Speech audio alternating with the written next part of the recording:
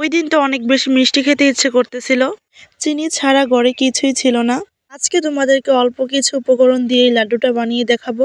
সবার ঘরে তো চাল থাকে, এখানে আমি কিছু চাল ভেজে পরে সুন্দর করে গুঁড়ো করে নিয়েছি শিলপাটায়। তারপর এখানে কিছুটা চিনি দিয়ে ভালো করে মিশিয়ে নিয়েছি। ঘরে থাকা 2-3টা উপকরণ দিয়েই কিন্তু এই মজাদার রেসিপিটা তৈরি করতে পারবেন আপনার। আর এখানে আমি বেশ অনেকটা নারকেল নিয়েছি। এই নারকেলটা আমাদের ঘরেই ছিল ফ্রোজিং করা। তারপর এখানে অনেকগুলো নারকেল দিয়ে কিছু পানি দিয়ে দিয়েছি। পানির সাথে ভালো করে মিশিয়ে নিব কিছুক্ষণ। এই রেসিপিটা এতটাই সহজ যে একটা ছোট বাচ্চাও দেখলে বানাতে পারবে। আর এরকম করে লাড্ডু বানিয়ে আমি মাঝে মাঝে খাই, আমার কাছে অনেক বেশি ভালো লাগে। আর আমি এত একটা মিষ্টি জিনিস পছন্দ করি না, তারপরও মাঝে মাঝে একটু খেতে ইচ্ছে করে।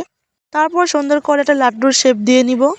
এই যে দেখুন কত সুন্দর লাড্ডু হয়ে গিয়েছে। এরকম করে সবগুলো সুন্দর করে বানিয়ে নিব। তোমরা চাইলে চালগুলো গুঁড়ো করে রেখে দিতে পারো, যখন মনে চায় তখন কিন্তু ঝামেলা ছাড়াই এই লাড্ডুটা বানিয়ে খেতে পারো। বাচ্চারাও কিন্তু এই লাড্ডুটা খেতে অনেক বেশি পছন্দ করে। কথা বলতে বলতে আমি সবগুলো লাড্ডু বানিয়ে ফেলেছি, দেখুন কত সুন্দর করে। তোমরা একবার হলেও কিন্তু বাসায় এরকম লাড্ডু বানিয়ে ট্রাই করে দেখতে পারো, অনেক বেশি মজা লাগে।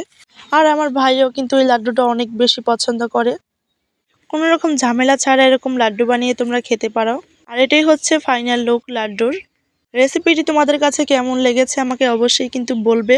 ভিডিওটি এ পর্যন্তই। সবাই ভালো থাকবেন, সুস্থ থাকবেন। আল্লাহ হাফেজ।